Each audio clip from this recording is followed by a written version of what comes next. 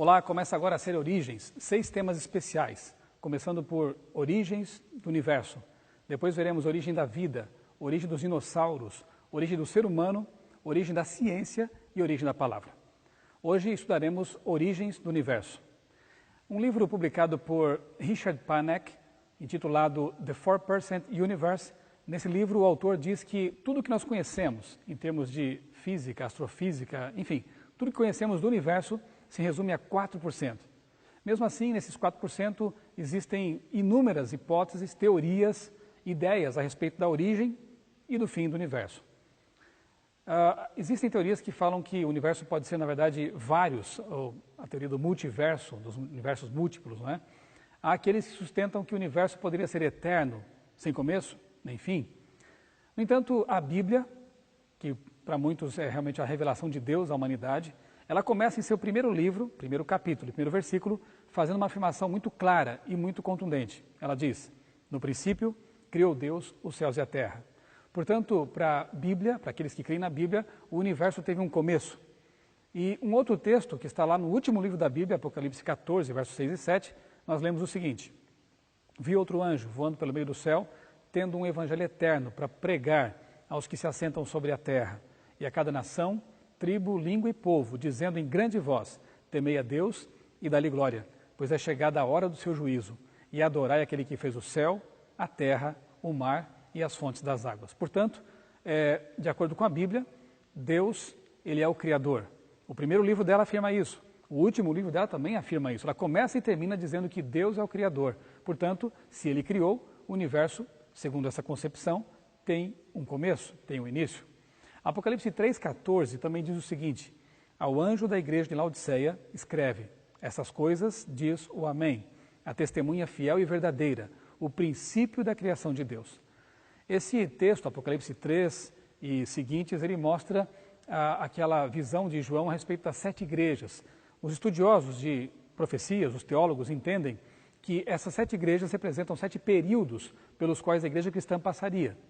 Curiosamente, Jesus se apresenta de uma forma diferente em cada um desses períodos, em cada uma dessas igrejas. Mas na 7ª, ele se apresenta como o princípio da criação de Deus. Esse princípio vem do grego arquê, que significa origem ou agente da criação. Portanto, esse texto, Apocalipse 3,14, apresenta Jesus como sendo o agente criador de tudo que existe. Como João, capítulo 1, verso 1, também diz que ele é o verbo que fez o universo. Por meio dele, tudo foi feito.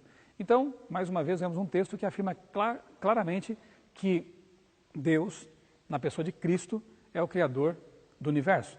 Mas será que existe algum argumento fora da Bíblia para afirmarmos isso? Será que a Bíblia dizer que Deus é o Criador não seria, para algumas pessoas de mente um pouco mais relativista, ou mesmo por parte dos descrentes, não seria começar pelo caminho errado? Será que existe um argumento científico, filosófico que sustenta também essa ideia? Nós cremos que sim. Hoje vamos tratar do argumento cosmológico. No próximo vídeo falaremos um pouco mais sobre o argumento teleológico. O argumento cosmológico ele se compõe de 3 premissas, que formam assim um silogismo. A primeira diz que tudo que teve um começo teve uma causa. Isso nos parece bastante óbvio, né? Bastante lógico, senso comum até. A segunda premissa diz: o universo teve um começo. Essa já temos que parar para analisar um pouquinho mais, investigá-la, porque se nós concluirmos que o universo teve um começo, com base na premissa número 1, nós teremos que, de qualquer modo, concluir pela terceira que diz: o universo teve uma causa. Então, resumindo, fica assim: tudo que teve um começo tem uma causa. O universo teve um começo? Se sim, o universo teve uma causa. Vamos pensar um pouquinho nessa causa. E eu quero ilustrar esse assunto usando aqui uma figura, uma ideia, né? Uma ilustração de um automóvel. Pense num carro. Você coloca combustível, enche o tanque e liga esse carro e o deixa funcionando. A pergunta que eu faço é a seguinte: se você tivesse ligado o seu carro uma eternidade no passado, ele estaria funcionando hoje? E a resposta, obviamente, é não, porque todo o combustível químico, gasolina, álcool, o que seja, teria sido transformado em movimento, alguma parte seria poluição, e a capacidade de trabalho desse automóvel, se fosse eterno, já teria se extinguido há muito tempo. Portanto, se o carro ainda está funcionando, isso significa que ele não é eterno, que o seu motor foi ligado em algum momento passado e ele ainda está funcionando porque ainda existe combustível químico nele sendo transformado em movimento. Pense agora no universo, como se fosse um motor, uma máquina. O universo, ele funciona ainda, é óbvio. As estrelas ainda queimam seu combustível. Você que está me ouvindo ainda funciona. Portanto, imaginar que o universo fosse eterno no passado parece que não corresponde aos fatos. Se o universo fosse eterno para trás, no passado, não haveria mais combustível disponível. Estrelas não existiriam mais queimando seu combustível e nem nós estaríamos aqui agora pensando, falando, ouvindo, funcionando. Essas constatações são tão assim claras que a atual teoria vigente, mais aceita para a origem do universo, ela se chama Big Bang. Você pode até discordar, podemos até discordar de vários aspectos dessa teoria, mas o interessante é que ela é bastante teológica. Por quê? Porque ela coloca um princípio, ela coloca uma origem para o universo. Tudo que teve um começo tem uma causa. O universo, pelo que acabamos de ver e por outras evidências mais que o tempo não permite nós abordarmos, tudo indica que ele teve também um começo. Se o universo teve um começo, ele tem que ter uma causa. Agora, pensemos um pouco nessa causa. Ela tem que ser, primeiramente, todo-poderosa. Por que ela tem que ser todo-poderosa? Porque ela criou um universo que é muito vasto. Veja, pense apenas na nossa galáxia, que é uma entre bilhões, a Via Láctea. Para cruzar a nossa galáxia de ponta a ponta, de um extremo a outro, ela é um disco espiralado, né, de nebulosas, estrelas, planetas, enfim. Para cruzar essa galáxia de ponta a ponta, nós gastaríamos a velocidade da luz, 300 mil km por segundo, levaríamos 100 mil anos, apenas uma galáxia. A nossa galáxia tem cerca de 100 bilhões de estrelas. Segundo os astrônomos, existem de 40 a 100 bilhões de galáxias. Então pense realmente no número de estrelas que há no universo. São realmente incontáveis. Salmo 147, verso 4, ali há uma afirmação que vai ao encontro dessa constatação que acabamos de fazer. Ali diz: Deus conta o número das estrelas, chamando-as todas pelo seu nome. Veja, para nós elas são incontáveis, para Deus não. Deus conhece cada uma delas, Deus as chama pelo seu nome. Deixa eu falar uma coisinha para você agora, aproveitando essa deixa que o Salmo nos dá. Alguma vez você já pensou que Deus não conhece você? Alguma vez você já pensou que Deus talvez tenha se esquecido de você? Eu te convido a repensar essa ideia, porque se Deus é tão detalhista, tão carinhoso, a ponto de conhecer as estrelas todas pelo seu nome, levando em conta que elas são para nós incontáveis, certamente Ele conhece cada um dos 8 bilhões de seres humanos que habitam na Terra. Ele sabe tudo sobre você. Bem, voltando ao nosso tema aqui, o universo realmente é vasto demais. Essa foto que você está vendo agora aí na tela, ela não se refere, não está retratando aí estrelas em cada ponto desse. Cada ponto desse, essa foto foi tirada pelo telescópio espacial Hubble, cada ponto desse, ele é uma galáxia. Então pense, cada ponto desse contém bilhões de estrelas. Cada ponto desse contém um número incontável, possivelmente, de planetas e muito mais coisas. Agora veja essa outra foto. Essas manchas que você vê aí na tela, elas são superaglomerados de galáxias. Ali há uma grande concentração de galáxias. E esse é o limite visível atual do nosso universo. Os telescópios não conseguem avançar além disso. Portanto, o universo pode ser muito mais vasto do que nós temos dito aqui. E realmente nós concluímos que essa primeira causa só pode ser todo-poderosa. Salmo 19, verso 1 diz: Os céus proclamam a glória de Deus, e o firmamento anuncia as obras de suas mãos. Eu creio nisso, por tudo que vejo ao olhar para o céu. Essa primeira causa não causada também tem que ser inteligente, porque ela não apenas trouxe à existência um universo vastíssimo, grande demais, mas trouxe à existência um universo que funciona como um relógio, perfeitamente. Pense nas engrenagens de um relógio. Imagine que você seja um astronauta caminhando pelo planeta Marte e de repente você tropeçasse num mecanismo e ao tomá-lo nas mãos você percebe que é um relógio. Quais seriam suas possíveis conclusões? Primeira, marcianos usavam relógio? Segunda, é possível que um terráqueo já tenha passado por aqui e perdeu o relógio? Terceira, acho que você não pensaria isso. Tempestades aqui nesse planeta acabaram juntando aqui minerais, metal, vidro, e depois de milhões de anos apareceu esse mecanismo aqui funcionando. Eu tenho certeza que você não pensaria dessa maneira. De fato, ao contemplar um mecanismo, um relógio, qualquer um pressupõe que haja um relojoeiro.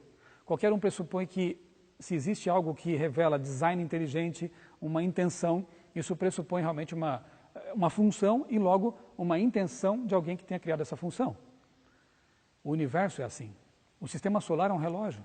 Os planetas giram de uma distância perfeita, com velocidades constantes. Os nossos relógios são ajustados pelos movimentos astronômicos. Portanto, ao você pensar no sistema solar, lembre-se de que ele é muito mais complexo e preciso do que os relógios que nós admiramos tanto aqui na Terra. Essa primeira causa realmente tem que ser muito inteligente. Alguns anos atrás, uma publicação brasileira de divulgação científica popular publicou uma edição especial intitulada 29 Coisas que Não Fazem Sentido. E eu destaco aqui para você um trecho dessa reportagem que me chamou muita atenção, porque na verdade ele revela o seguinte, como disse Winston Churchill, algumas pessoas tropeçam na verdade e se levantam e fazem de conta que nada aconteceu. É o que acontece aqui, acompanhe comigo a leitura. Se a gravidade fosse um pouco mais forte, as estrelas teriam vida muito curta e nunca haveria tempo hábil para a evolução das espécies. Se fosse mais fraca, não seria capaz de agregar massa em estrelas.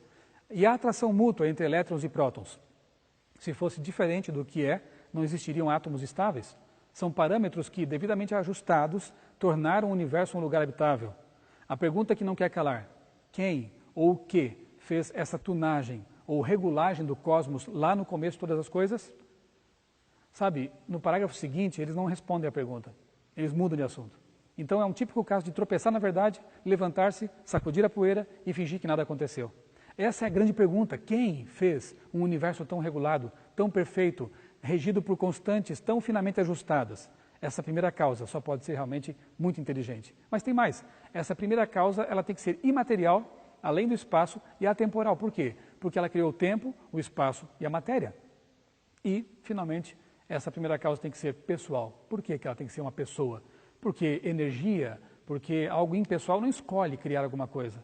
Somente um ser que seja uma pessoa dotado de livre-arbítrio, de poder de escolha, é que poderia criar um universo como nós vemos, que funciona numa base tempo, espaço, matéria, complexo, funcional e cheio de design inteligente. Curiosamente, essa primeira causa não causada é exatamente aquela apresentada pela Bíblia. O Deus da Bíblia, ele é todo-poderoso, inteligente, ele é onisciente, na verdade, ele é onipotente, ele é imaterial, ele é transcendental, ele está além do espaço, do tempo e da matéria, porque ele criou tudo isso, essas três dimensões, e ele é uma pessoa. E nós chegamos a essa conclusão, até aqui, sem usar realmente a Bíblia. Uma aproximação puramente filosófica, ou digamos até científica. 2 de março de 1972, nesse ano, houve uma conquista realmente muito importante por parte da ciência. Foi lançada ao espaço a sonda Pioneer. Nessa sonda, cujo objetivo era fotografar planetas, enviar informações para a Terra, foi colocada uma placa de metal, uma placa de ouro. E nessa placa havia alguns desenhos. Foi colocado ali um desenho, um diagrama do átomo de hidrogênio, a distância de 14 pulsares e o desenho do sistema solar, a posição exata da Terra e de onde foi lançada a sonda. Além disso, há ali nessa placa uma ilustração de um casal de seres humanos, um homem e uma mulher. No total, essa placa ela contém 1.271 bits de informação. Carl Sagan, um cientista ateu, um grande astrônomo norte-americano, foi quem teve a ideia de colocar naquela sonda essa placa, pensando que se algum dia alguma inteligência extraterrestre encontrasse a nave, e essa placa ali concluiria, obviamente, que alguém inteligente mandou para o espaço aquela placa com 1.200 e poucos bits de informação. Agora a pergunta é a seguinte: quanta informação existe num corpo humano? Um adulto produz em média 300 milhões de células por minuto, ou seja, 432 milhões ou trilhões de células por dia. Veja bem, 432 trilhões de células por dia. Isso é muita informação? Cada célula contém ao menos 1,5 gigabyte de código genético. Dessa forma, uma pessoa carrega aproximadamente 60 zettabytes, o número 60, seguido de 21 zeros, de informação. Até 2020, toda a informação digital produzida desde que começou a era da informática deve alcançar a marca de 40 zettabytes. 60 zettabytes de informação versus 1.271 bits de informação. Por que a placa de metal revela design inteligente, uma mente inteligente por trás dessa realização e um corpo que contém trilhões de células, cada uma delas contendo 60 zettabytes de informação, não revela design inteligente? Eu não consigo realmente entender como que alguns conseguem construir um raciocínio e deixar de lado aquele outro. Sabe, seria muito bom que as pessoas adotassem, quando estudam esses assuntos, a postura do apóstolo Pedro. Sim, Pedro, um simples pescador, um homem rude, humilde, mas que tinha, em alguns momentos, até uma mentalidade científica. Veja, lá em Lucas 24, versos 11, depois 22, nós vemos 11 e 12, melhor dizendo, nós vemos ali o relato da ressurreição e é dito que Maria Madalena, quando foi ao sepulcro e o viu vazio, foi correndo contar para os discípulos que tinha visto que o sepulcro estava vazio, portanto Jesus tinha ressuscitado. Pedro duvidou, mas ele não ficou apenas na dúvida. Ele correu até o túmulo e é dito que ele foi lá para ver com os próprios olhos. Essa é a atitude de um bom cientista, de uma pessoa que tem honestidade intelectual. Ela deve ver por si mesma. E eu te convido nessa série Origens a fazer exatamente isso. Talvez você vá ouvir coisas que não estão muito de acordo com a sua cosmovisão, com a sua maneira de ver o mundo. Talvez você vá discordar de alguns conceitos. Tudo bem. Agora eu só te peço uma coisa, faça como Pedro. Corra até as evidências e veja com os próprios olhos. Eu creio que você terá muitas surpresas. No próximo estudo, veremos o tema Origens da Vida. Até lá.